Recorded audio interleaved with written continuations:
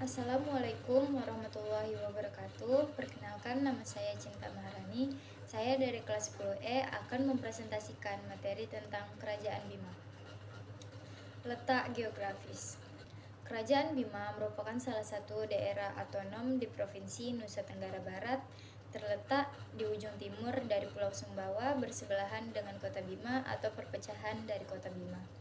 Secara geografis, Kabupaten Bima berada pada posisi 117 derajat 40 sampai 119 derajat 10 bujur timur dan 70 derajat 30 lintang selatan. Latar belakang Kerajaan Bima NTB. Penduduk daerah ini dahulunya beragama Hindu atau Siwa. Pada masa pemerintahan raja yang bergelar Rumatama Batawadu, menurut BO atau catatan lama Istana Bima, menikah dengan adik dari istri Sultan Makassar Alauddin bernama Daeng Sukontu, putri Karaeng Kasuruang. Ia menerima atau memeluk agama Islam pada tahun 1050 Hijriah atau 1640 Masehi. Kemudian raja atau Sangaji Bima tersebut digelari dengan sultan, yaitu Sultan Bimai. Beliau inilah dengan bernama Islamnya Sultan Abdul Qahir. Sultan Abdul Qahir Sirajuddin adalah putra dari Sultan Abdul Qahir. Dilahirkan bulan April 1627 atau Ramadan 1038 Hijriah. Bergelar Ruma Mantau Umajati, ia juga bernama Lambila. Orang Makassar menyebut I Ambela. Wafat tanggal 22 Juli 1682 atau 17 Rajab 1099 Hijriah. Dimakamkan di Tolo, Bali.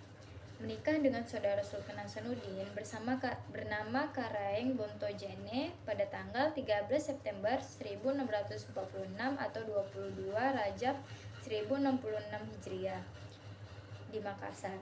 Abdul Qahir Sirajuddin dinobatkan menjadi Sultan Bima kedua pada tahun 1640 atau 1050 Hijriah. Sejarah berdirinya Kerajaan Bima NTB.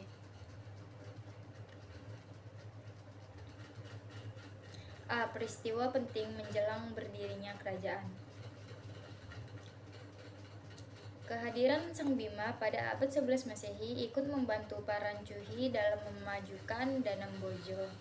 Sejak itu, Encuhi Dara dan Encuhi lain mulai mengenal bentuk pemerintahan kerajaan. Walau Sang Bima sudah kembali ke kerajaan Medang di Jawa Timur, namun tetap mengadakan hubungan dengan Encuhi Dara. Karena istrinya berasal dari Danam Bojo, Bima mendirikan kerajaan. Semua Encuhi sepakat membentuk kesatuan di wilayah pimpinan Encuhi Dara. Setelah puluhan tahun berada di Jawa Timur, Sang Bima mengirimkan 2 orang putranya yang bernama Indra Zamrud dan Indra Kumala ke Danam Bojo.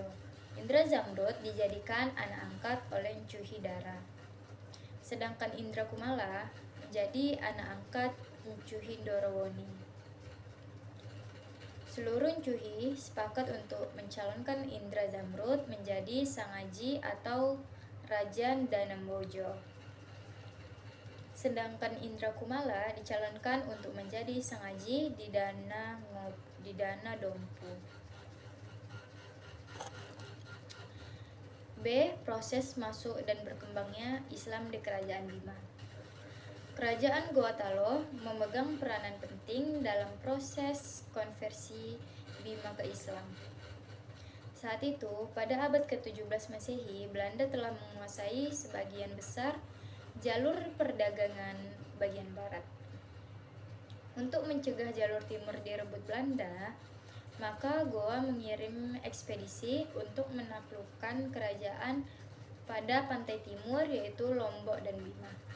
Kerajaan ini berhasil ditaklukkan dan diislamkan oleh Goa pada tahun 1609 Masehi seiring dengan masuknya Islam. Maka peradaban tulis juga berkembang. Beberapa bulan setelah memeluk agama Islam, Jennatake Abdul Qahir bersama pengikut didampingi oleh beberapa orang gurunya dari Sulawesi Selatan kembali menuju Dusun Kolodu. Setelah berada di Kolodu, mereka mendirikan sebuah masjid. Selain sebagai tempat ibadah, juga menjadi pusat kegiatan dakwah.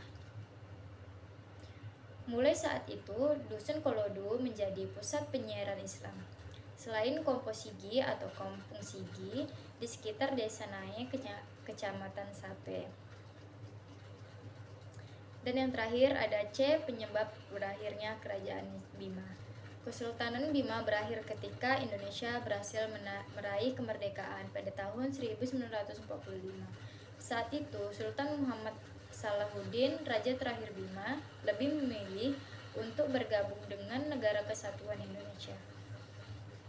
Siti Mariam, salah seorang putri sultan, menyerahkan bangunan kerajaan kepada pemerintahan dan kini dijadikan museum. Di antara peninggalan yang masih bisa dilihat adalah mahkota, pedang, dan furnitur. Sekian presentasi dari saya, maaf bila banyak kesalahan. Wabillahi taufiq wal hidayah. Wassalamualaikum warahmatullahi wabarakatuh.